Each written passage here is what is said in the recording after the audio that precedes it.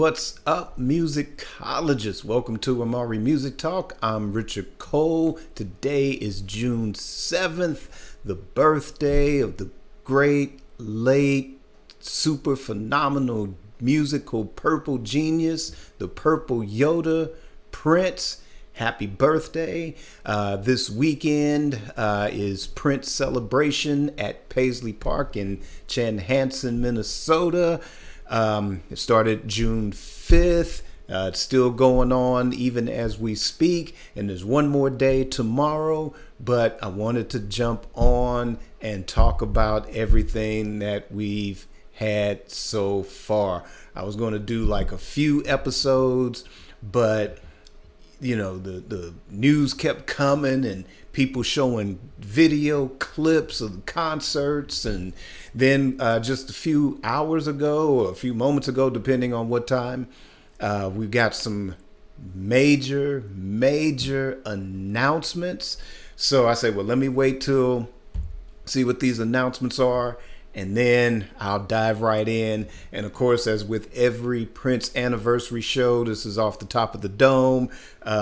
Information coming in from social media, some things I wanted to talk about as well. So let's just dive right on in. Let's help make this video. Let's get it to 1,000 likes. Like, subscribe, hit the notification bell.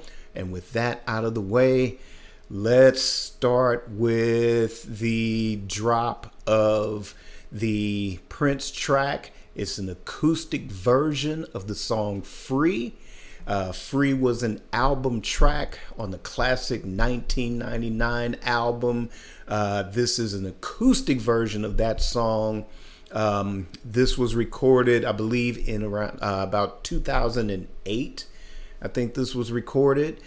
You know, back when I had the 1999 album, this, you know, talking 1982, was 17. It's probably one of my favorite maybe top 3 favorite Prince albums, definitely top 5. And the track Free, I was always a little bit indifferent, mostly back then, 16, 17.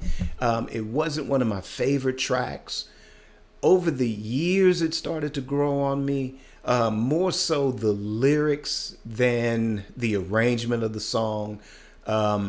The guitars in that, the guitar solo and things like that, I do enjoy that aspect of the song. But like I said, it was never one of my favorites. So, like, you know, hearing that the estate dropped an acoustic version, which you can hear on your favorite streaming platform, so go check it out. One of the the thing that this was acoustic, and I'm like, okay, you know, well, let me check this out and, you know, see how different it is. And the fact that this was recorded much later, as I found out later, I was like, man, I was totally blown away by the different arrangement. The fact that this is acoustic, it elevates the song. And to me, it's far superior than the original album track. Like I said, for me, over the years, the lyrics hold up. You know, it's very inspirational, the lyrics. You know, and for Prince at that time, you know, probably, you know, he's always had something to say, you know, as far as like giving you something more than just, you know, the sexual aspects of his music. You know, there were things in there, even at that age, that, you know, he was dropping some knowledge or dropping some nuggets, or, you know, give songs about hope and inspiration. So that was always there. And that's always stuck with me with this song. But again, with the acoustic arrangement, the rearrangement, little tweaks in the vocal arrangement, you know, it takes the song to another level. So having this recorded much later, so it's understandable why it did not make the cut for a 1999 Super Deluxe, because it wasn't like the demo version, which I thought this was going to be like the demo version. But, you know, finding out that this is much later, like I said, there's a maturity, the rearrangement And like I said, nothing wrong, with the original arrangement of the song. But I think, like I said, given that this was recorded decades later, there's a maturity that helps elevate the song. Just a lot of the musical choices that were made really gives this song a new level for me. Again, I like this version, and this will probably be my go-to version of that song moving forward. So, again, this is on your favorite streaming platform, so go check it out, and let me know what you think in the comments. Shout out if this was your jam back with the 1999 album back in the day, or if you discovered Prince later. Was it something that you discovered and became one of your favorites? Shout that out in the comments. All right, so the highlight for me, next to the announcements, but the highlight for me was the concert. Like I said, I wish I was able to attend. And like I said, this was like, oh, of all the times not to be able to go. But this was kind of like I don't know, for many of you as well, Prince fans, or, fans of the different acts associated with Prince. This is like a dream lineup. The family, the original members of the family, Jerome included. You had Morris Day and the Time. You had Jesse Johnson. And, I was kind of hoping some footage would leak of this. And props to the estate for, not, shutting things down or taking stuff off of social media. But we've got some really, really great videos of the concert. And, like I said, I'm playing Xbox and chilling, and like, oh, I wonder, just going to wait for the social media reaction to the concerts. But I was going through Face Crook and was like, hey, somebody put some footage. Oh, and it's live. Okay. And it was Jesse Johnson. I came in kind of like in the middle of his concert. And, I always enjoy Jesse performing live. Like I said, he's, probably next to Prince, one of, many major influences. Like I said, I can't play guitar like him, but, as far as like his production, his songwriting, the albums that he's put out throughout his career is a definite inspiration to me. And to hear, once again, hear him live. I got to see him live twice. I think it was like 1989. Once in San Francisco and once in St. Louis. And, like I said, one of my favorite guitar players ever. In fact, check out my video about the 3 guitarists to funk: Eddie Hazel, Jimi Hendrix, and of course Jesse Johnson. There's that sort of link. One influences, or 2 influence the other. And, check that video out. But like I said, he ranks high on my list of guitarists, artists, singers, songwriters, producers, you name it. So it was great seeing that footage. And then later I got to see the footage on Morris Day and the Time. And, granted, it's the current lineup of the time. And if you remember the last video, I said that, I like the original members, but, the lineup that Morris Day has had over the years, these are no punks, they're no slouches. They show up, they do their job, and their job is to uphold the legacy of the time and what those original Time albums, the impact, the impression that they've left on many fans over the years. So they show up, they do their thing. And again, to me, I think this lineup over the years is probably some of the tightest. Not to say that the other ones weren't bringing it, but like I said, they held their own and they closed the show well. And then later I went back and found the footage on the family. And, again, I call the family my other favorite, Minneapolis band. It was great seeing Jerome in the fold representing.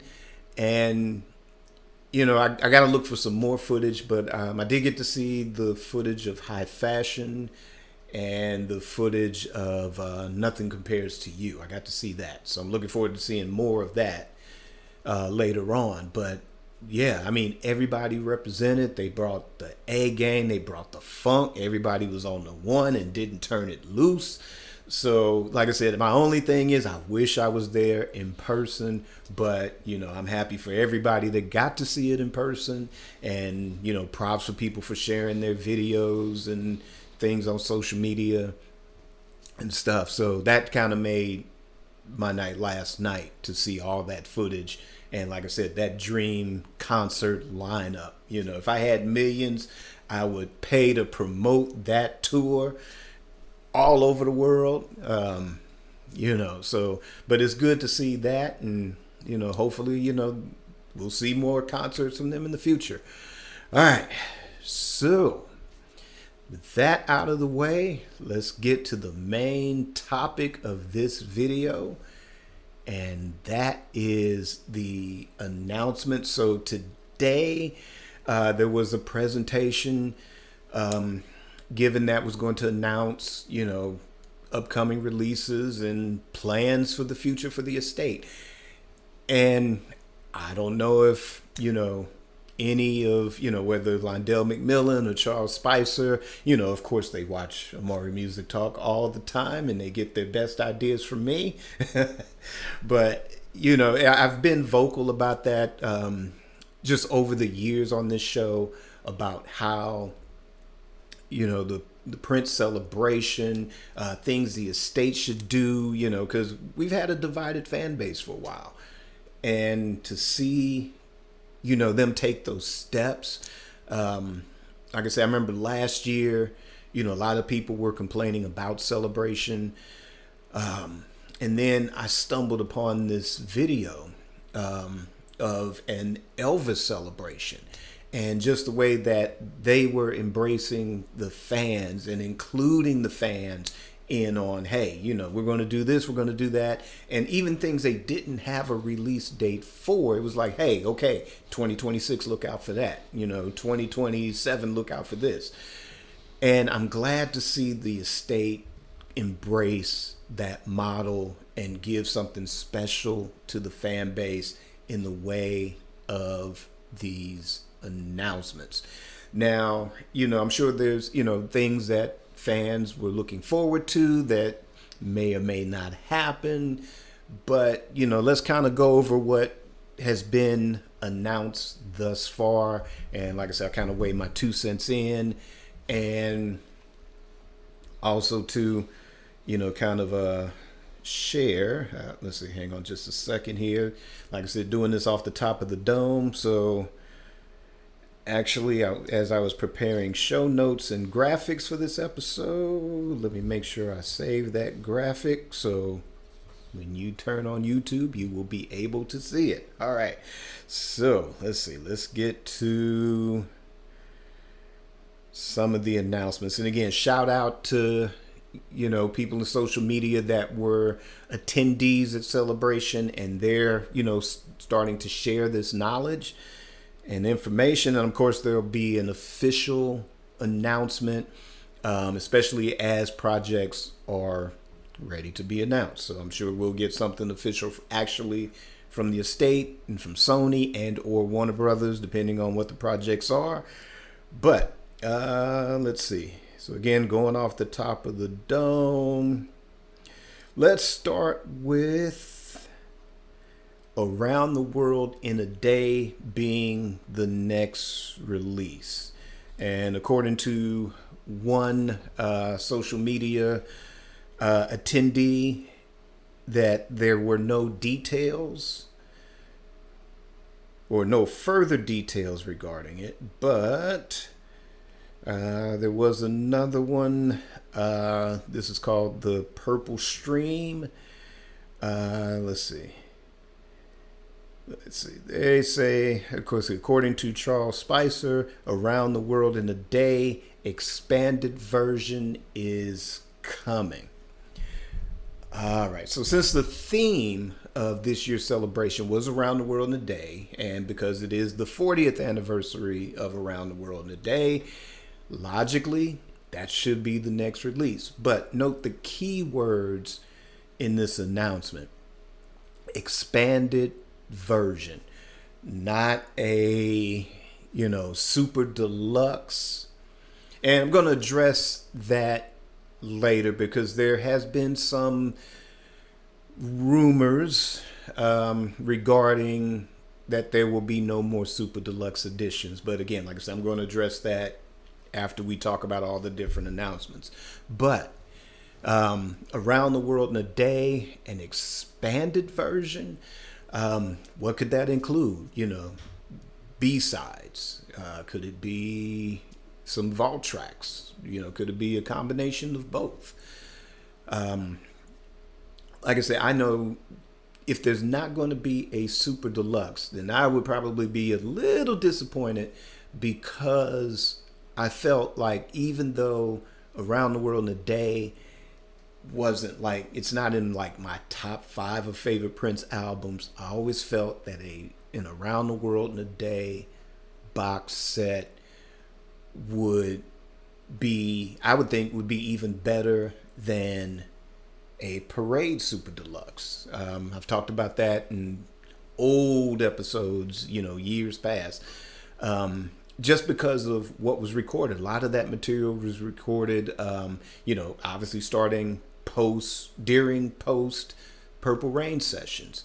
Some of those tracks included stuff that ended up on The Family. Some of the classic B-sides. There's a lot of material, prolific material from that period that could easily go on to an Around the World in a Day Super Deluxe and just elevate that album, just kind of lift that album up. The vault tracks would be that sort of tide that would raise the ship of Around the World in a Day. So if it wasn't your favorite album, the Super Deluxe would probably end up being your favorite Super Deluxe just because of the material that could potentially be on it.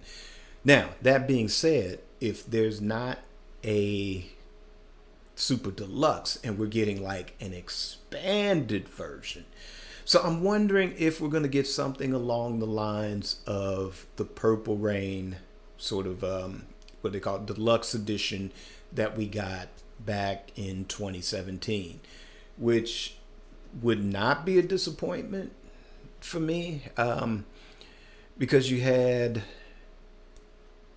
obviously the remaster of the original album. You had a disc of vault tracks, and then you had the B-sides and the single edits and things like that. And, even with limited material, so if you don't include 2 or 3 discs worth of vault material, you could fit enough vault material to fit, say, 1 disc to still elevate that album, to kind of give you a little bit more bang for your buck. And the fact that it's not a super deluxe edition, again, you don't have to worry about the price points, how expensive, because these things are getting expensive, more so for vinyl than for CD.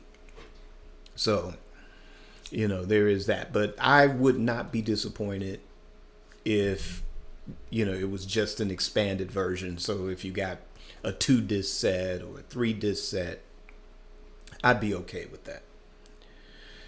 Let's see. Also confirmed a new schedule of releases, both large and small, both physical and digital. All right. So again, I think this is an idea that a lot of fans had, or probably one of the concerns that fans had, like, God, how come we don't have a schedule? Like, I think like with the Hendrix estate, you get at least something like once a year, maybe once every 2 years or something like that. But somebody like say like a Frank Zappa, Bob Dylan, I've seen where, you would get, in their case, you would get like 2, super deluxe editions or two big releases.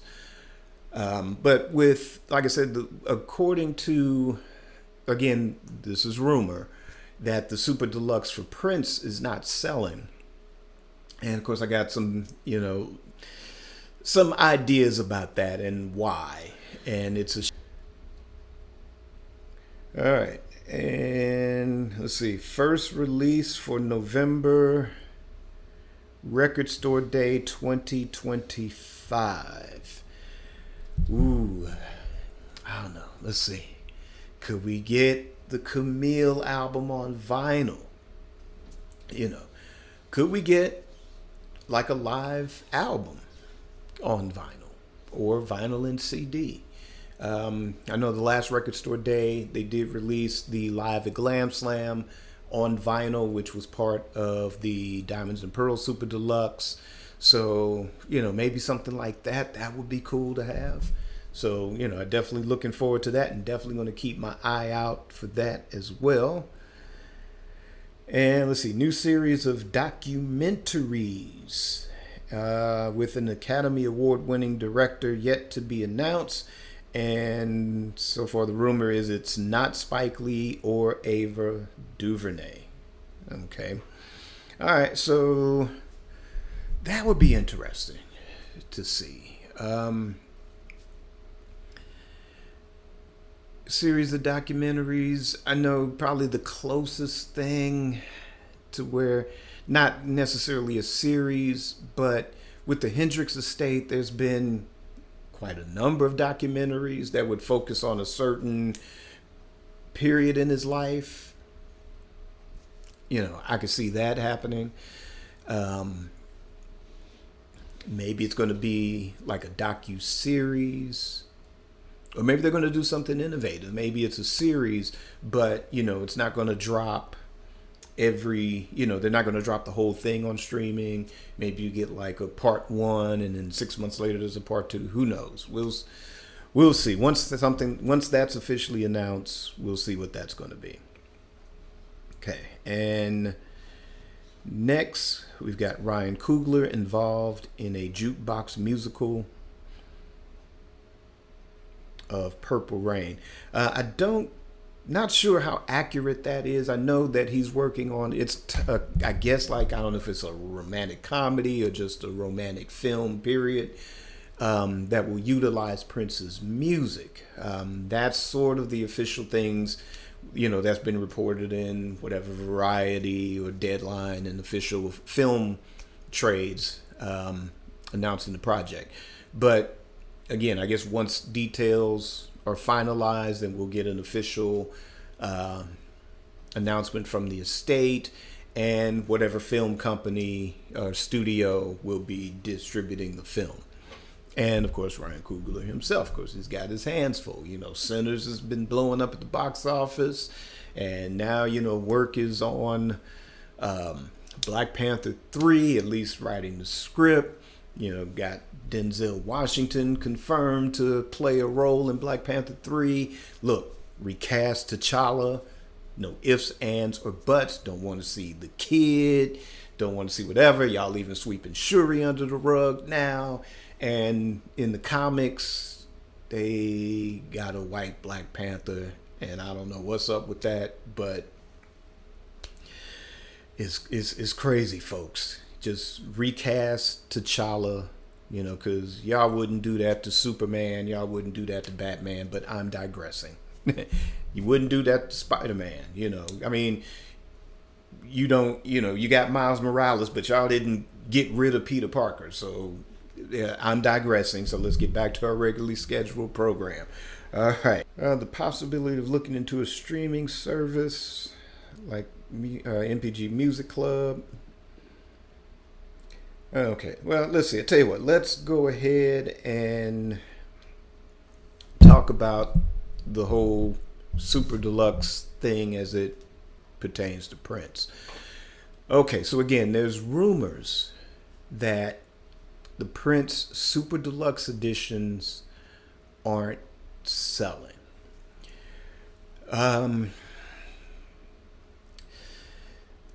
there's a big issue. I don't know if I plan to do a separate episode about it, but I think we're getting at this stage, and I guess with even Prince being, as young as he was and coming up in the era that he did, which is the 80s, sorry, non-80s fans, but, you don't get to your favorite period without him creating the myth and the legend and the opportunities that made him the superstar that gave him the carte blanche to be what he was in your favorite period.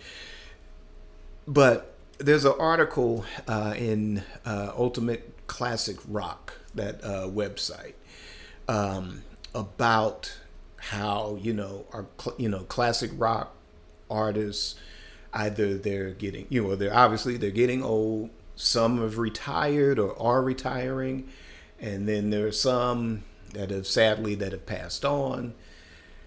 And according to that article, and shout out to Michael Nolan, because I check out his podcast, and he did a special episode regarding everything discussed in that article. I won't do it here, but it gave me the inspiration as I was diving into this topic, and as it relates to the possibility of not getting super deluxe editions like what we have now. But they say like that classic rock period, kind of covers from the 60s to about the 80s. Some can argue into the 90s and into the 2000s. But just for the sake of this program, we'll keep it 60s to 80s, to which, Prince became a superstar within the 1980s. And we're kind of at this age now where,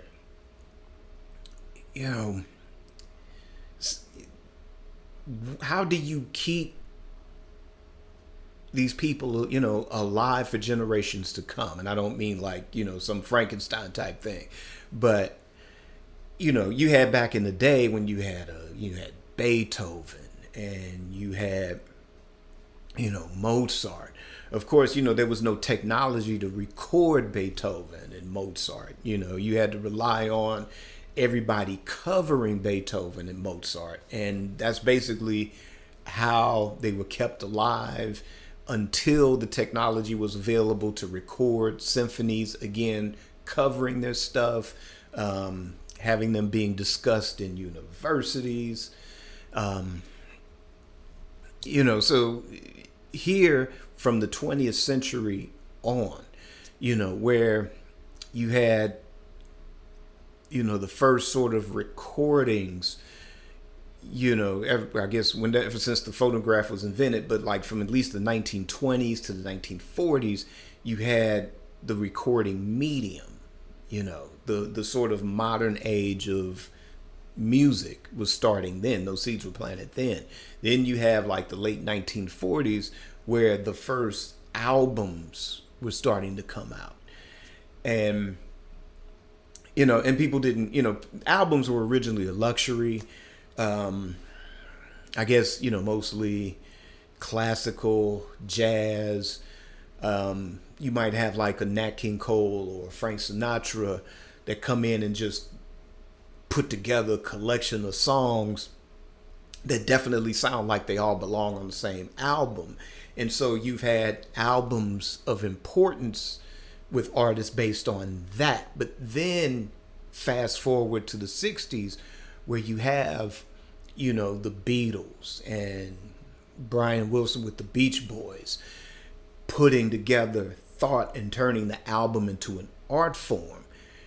And then you had things like the concept album that grew out of that. Then you had artists that were thinking like, oh, well, you can do that with an album. So here comes Marvin Gaye, here comes Stevie Wonder, and taking things to the next level with what you can do with an album. That, and, throughout the 70s, you've had various artists, rock, R&B, very important albums that, are standing the test of time. And like I said, some are no longer around to be able to where you can see them in real time or experience them in real time. And like I said, some to where, they may not have it in them to play anymore or to sing anymore. Like I said, some are calling it quits because of that. Some are just calling it quits because it's like, yeah, they're tired, or they've got enough money they don't need to go on the road. They're cashing in, selling their publishing, selling their masters and all of this and getting that big payday so they can just kick back for the next 10, 20 years or whatever time they have left. And how this relates to Prince, it's like, sadly, Prince is one of those that have passed on. And really, we didn't get to see him get to 65 or 70, or anything like that. We don't get to see that. But I think one of the conundrums, and because his image, or he kept his image so mysterious, there's very little to hold on to where his life was such an open book. And I know there's going to be people, well, you can't, you should just focus on the music anyway. And it's like, well, here's part of the problem with that, because it's like in the 21st century, you can only sell a mystery. You can only sell a mystique so far. And since there was no plan like a David Bowie had a plan, there was no plan like a Frank Zappa had a plan. So when they transitioned, their heirs, they got a plan to work with. Now probably Prince did leave some blueprints with some things. Apparently some kind of streaming service, kind of similar to the MPG Music Club, step in the right direction. Good idea. At least, if, maybe he didn't have time to come up with a full plan, but at least that's something of a plan to have. But since there's no full plan, then unfortunately, yeah, it's going to be hard to market. And here's the thing, like any artist, you can say this, there's people that love Hendrix, but then there's people that don't get Hendrix. There's people that love the Beatles, and there's people that don't get the Beatles, and it's like, the Beatles it's a different story, because either it was through what they were doing in the studio and or their songwriting period, what they were able to do with albums, and the fact that they kind of quit while they were ahead. They quit at the top of their game instead of, going on. And it's like, God, what would have happened if we had a Beatles disco record? But, that legend is cemented, and their innovations and their impact culturally is significant. To me, I think as far as an impact culturally, Stevie Wonder is a bigger impact, and his classic 70s period speaks for itself. But when you have like David Bowie was different because he explored so much. He created a mystique and mystery, but he could speak to you. He didn't speak in riddles. He didn't speak in mysteries and stuff. So, again, there's people that get David Bowie and there's people that don't get David Bowie. But his legend, it's cemented. And then there's one other thing I'm going to address this outside of those artists too, and I think that's what kind of gatekeeps Prince as well. Like I said, it's sad that the mystique got so much in the way and the mystery got so much in the way that it's easy for a publication like a Rolling Stone or Guitar Player magazine or this magazine or that magazine or the rock establishment, the rock media establishment. It's so easy to gatekeep an artist like Prince like that because of that mystique, because there's nothing again, people, well, the music can just stand up for itself. Yeah, it can, but it would have been nice if he wasn't so focused on that. Like I said, if he kind of kept it like a David Bowie, to where like on the album, here's the image. On the album, here's the mystique. On the album, this is the concept. But at the end of the day, there's David Bowie. You know what he's saying, you know what he's thinking, and you know what he's doing all the time. And he was able to comfortably branch off into things like film and other things. And, he kind of got out of that, because it was easy to pigeon. His Ziggy Stardust period is just like his Purple Rain period. So, but again, it's that rock media establishment that sort of gatekeeps an artist like Prince, because it's like, when on the surface, it's kind of like, there's the sexual aspect and there's this, and it's like, it's almost like a backhanded insult, like the Hendrix comparisons. Like, some of the look, maybe some of the posturing, some of the notes are Hendrix influence. But, again, Prince should be mentioned in the same breath as a Van Halen or Eric Clapton or a Jeff Beck. Just as much as I promote on this show, just how much as Eddie Hazel should be mentioned amongst those names, and how Ernie Isley should be mentioned within those names as well. And like I said, it makes it hard because, there's that. And then unfortunately the name change, even though in our eyes as fans, eventually, well, those of us that got it right off the bat, I know I didn't get it right off the bat, but a friend of mine got it like, oh, he's doing a power play to get out of his contract. Oh, but within that real time as it was unfolding, more and more of us started to understand, oh, this is a power move, for independence. He's going for financial freedom, financial independence on that. But unfortunately, to a lot of people that only buy what the radio tells them to buy, or what Rolling Stone tells them to buy, or what, your friend next door tells you to buy, or what the radio tells you, it's like, well, he's not on this list of the same 20 songs we play every day. Then it was easy to dismiss what he was trying to do as a joke and just easily fall out of public favor. So to try to market is, to try to market to a new generation, to market to a mainstream, is probably a bigger challenge. But to me, it's not that difficult to overcome that challenge, because it has to do, you probably just need new marketing people. You probably need a better PR plan. Because, again, like I said, whether it's the Rolling Stone gatekeepers, but when I look at a Paul McCartney or John Lennon box set, of course, I think John Lennon has been pretty consistent and successful with box sets, but I'll give it to Sean Lennon for doing this. It's like, look, here's the box set. We've got, there's X number of copies, and this box set costs this amount of money. If you can't afford to buy this box set, well, guess what? Here's just the original album.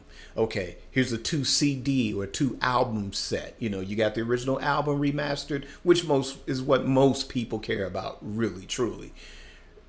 But here's the one of the vault, the vault tracks, or the alternate mixes, or the different takes of the songs on the album, and that's for the diehards. And if you're a diehard that's like, damn, I can't afford that deluxe box set, then at least you can get this 2 CD or this 2 LP set. And if all else fails, if you just absolutely want to hear everything on the box set and you can't afford it, it's right there on streaming. And I like the fact that Sean Lennon takes the time to do that for the fan base.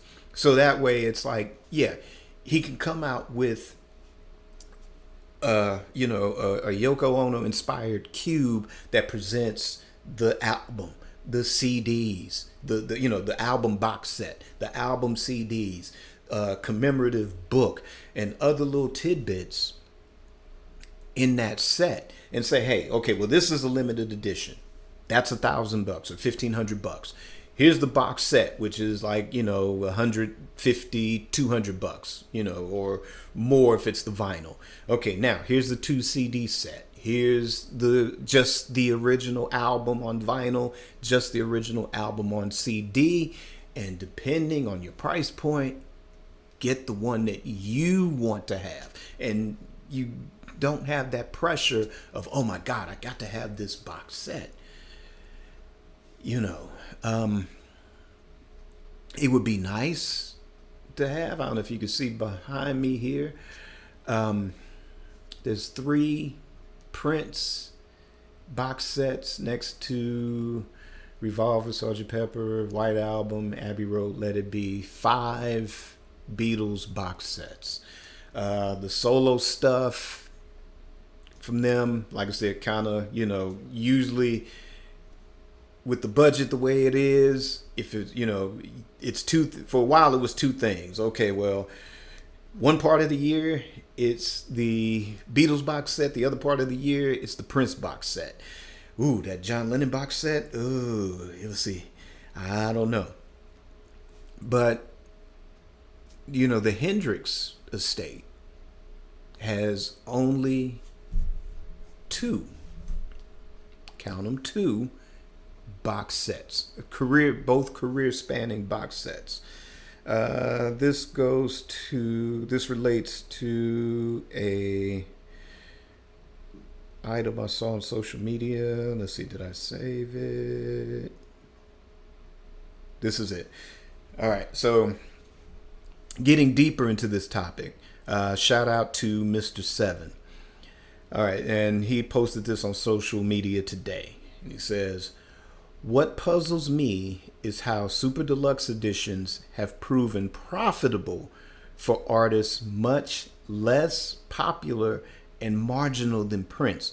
Also, if super deluxe editions were not profitable for the previous incarnation of the estate, why did they continue with that model?"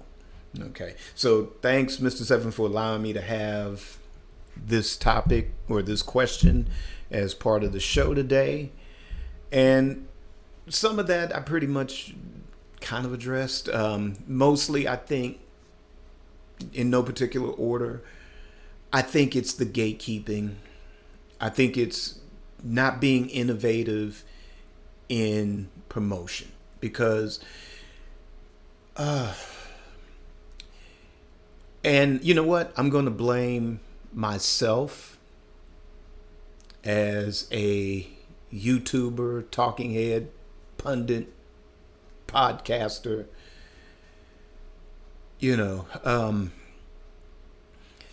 I blame myself in that we don't do enough. Because when I look at some of the Beatle or Beatle related podcasts, and I see this is what I see happening. First of all, you know, they've got their inside connects just like we've got ours. You know, remember a few years ago, we had Casey Rain dropping like the nuggets. He was dropping the purple knowledge, like, okay, according to this, apparently there's going to be a super deluxe of this. And according to this from Warner Brothers, this is what's on it. You know, apparently this is the proposed track listing. And we're like, whoa, nice. And, you know, probably within a few weeks or so, or no more than a month, then there's that official announcement from the estate saying, okay, well, we're going to drop this super deluxe edition and this is what's going to be on it.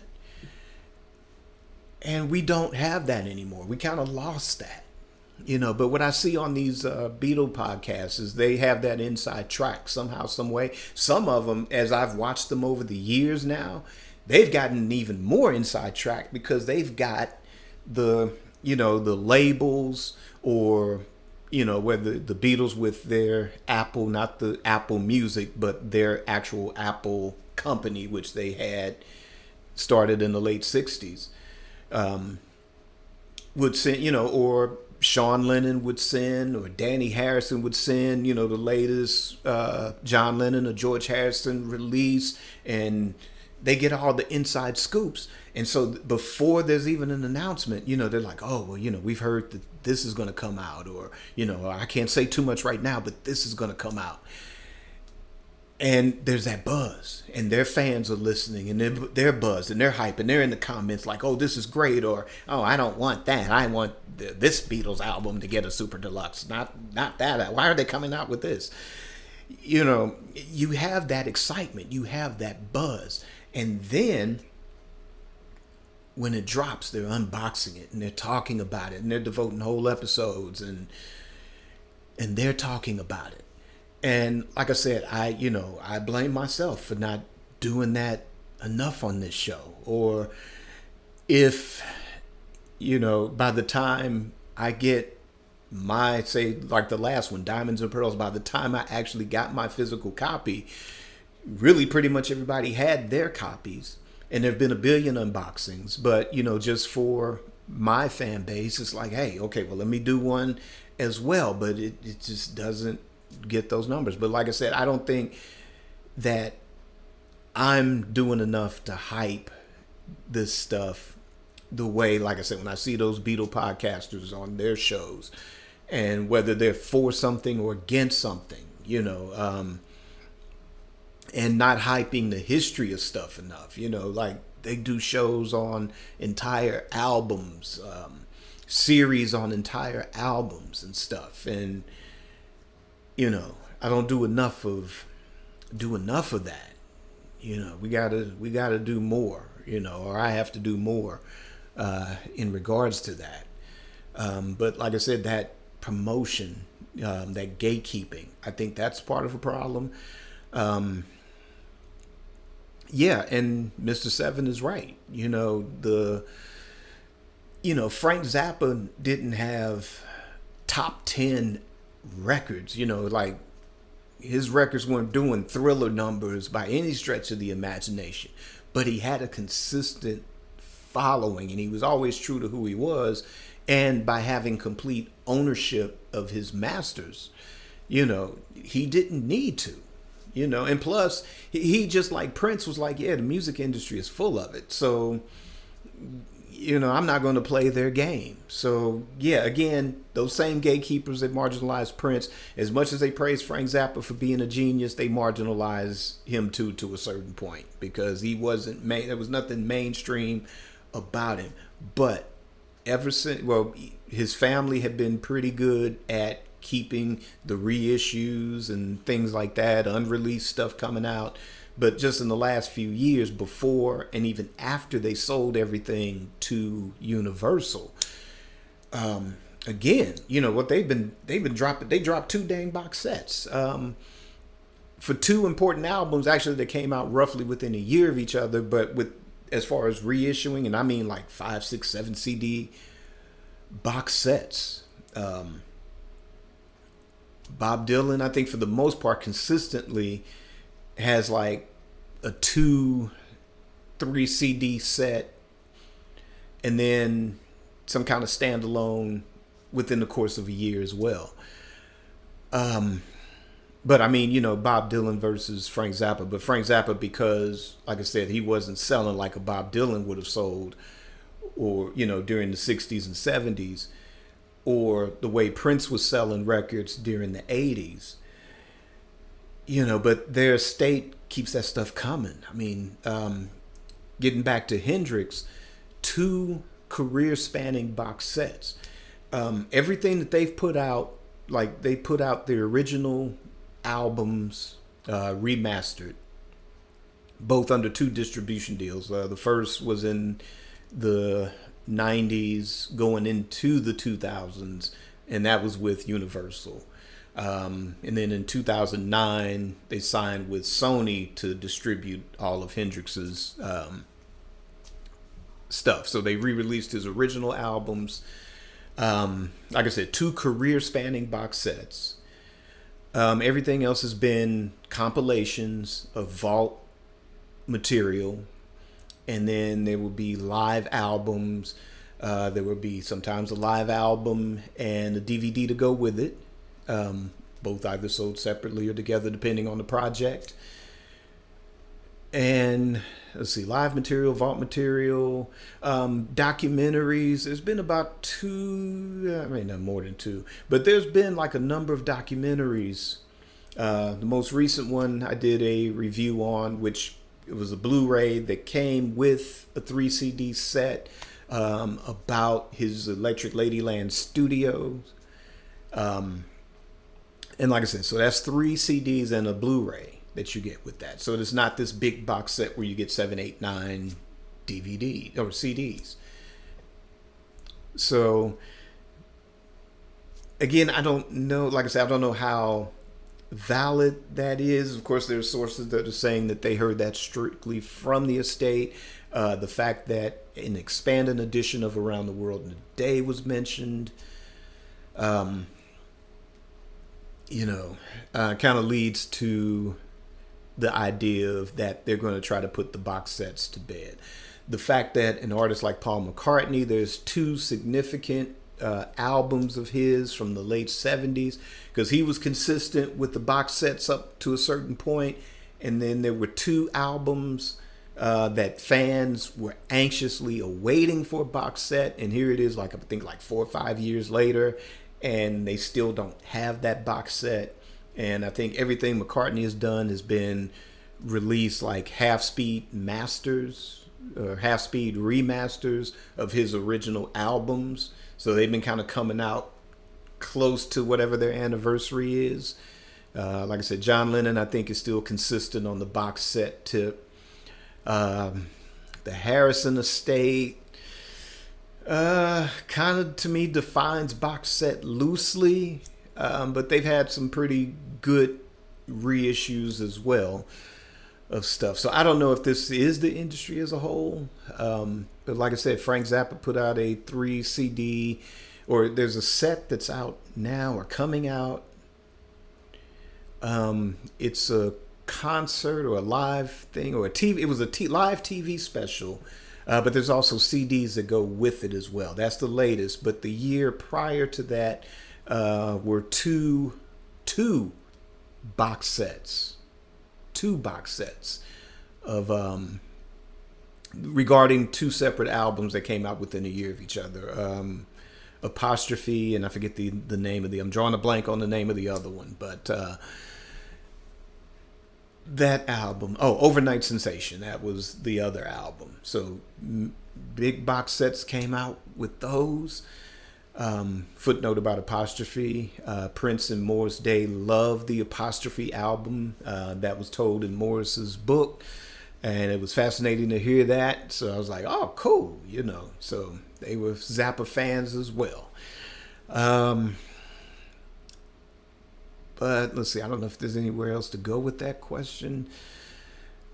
Like I said, I think the gatekeeping with the major rock establishments, because you can get an announcement of any artist. I don't care, not just Beatles, Rolling Stones, Led Zeppelin, Bob Dylan.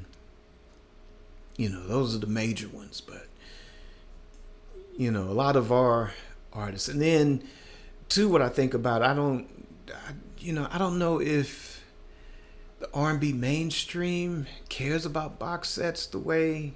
But then, like I said, mainstream in general, because I'm thinking there's people that don't know about a Beatles box set, but they would get that remastered album like that, though. But like I said, these things, I think folks have to understand, or the labels have to understand it, and in the case of the Prince Estate, they have to understand it. That is a niche market, and I would think for me, it would be continue the box sets, but limit the numbers.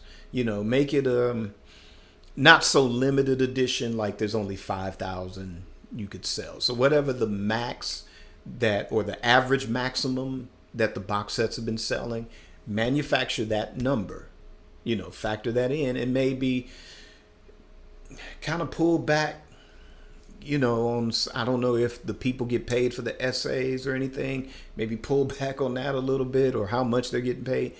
Pull back on that, just leave it to Dwayne Tudall and one person or 2 that were important to that era. Just leave it at that, and it would be better. And then if it sells, if it exceeds those numbers, then just print more copies at that point. But I think the thing is to sell those box sets to the the diehard fans and the audiophiles, people that like, oh my God, I gotta have, whether they're, they may not be diehard Prince fans, but they're diehard record collecting fans, or they may just like that particular album and would love a box set of that. Yeah, market to us on that level, but push that original album and push that album's significance into the mix.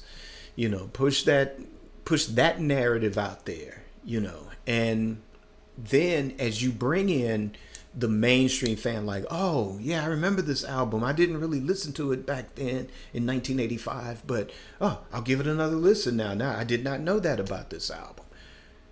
Do that. Or you bring in a new fan, and then it's like, okay, well, they got that original album. Now they'll go investigate that box set, or they'll go seek out that box set. And then, like I said, I think like Sean Lennon, I think he's savvy enough to know that the box sets are only going to sell so much. So the reason why he does that, I'm just speculating because I don't know him personally, but I'm speculating that he does that because he knows, like, okay, not everybody's going to have the scratch for this expansive box set, or this like super art project that has all the 8 LPs and the 7 CDs and all this, and then the commemorative book and all this other stuff. I think he's well aware of that. But like I said, the fact that this is somebody that's thinking about somebody, that's like, damn, I can't afford that, that, you have something there. And like I said, if you are that new fan and you come in on this particular album, then yeah, you may take that deeper dive, or it increases the chances of taking that deeper dive like that. I mean, that's with just about any artist. You discover that one album or that one song, and then you go down the rabbit hole, and there you go. And instantly, you become just as much of a diehard as somebody that was there in real time, from the 60s, the 70s, or the 80s, or whatever. So, I don't know. What do you guys think? Do you like the announcements? I know, like I said, I'm not even at Celebration, and to me, this is one of the best that they've done. Like I said, because I'm happy they've included the fans, a lot of the feedback. I'm glad it was positive, much different from last year. So I'm glad of that. Like I said, they're treating it more like a Comic-Con, and giving us these announcements and stuff. So, let's hope that it gets better from here. And let me know what you're looking forward to out of all of that news today. Around the World Today Expanded Edition. Shout out what album or live concert you would like to see get released, either for Record Store, what Vault album or Vault or compilation or whatever, versus live album you would like to see on Record Store Day. Or just shout out what project you're looking for, or what type of project you would like to see as far as what comes out of the vault. There's been a shout out for having something like a website where you pay a membership fee, either monthly or yearly, and you have access to all of the vault. Sounds like something like that's in the works too. Let me know what your ideas are for that. We'll definitely discuss that in a future video. Probably if not the next one, but somewhere down the line, we're going to kind of take that deeper dive into the possibilities of what the estate could release. So with that, don't forget to like, subscribe, hit the notification bell, become a Patreon supporter. And until the next episode, create your day, create your life. Peace.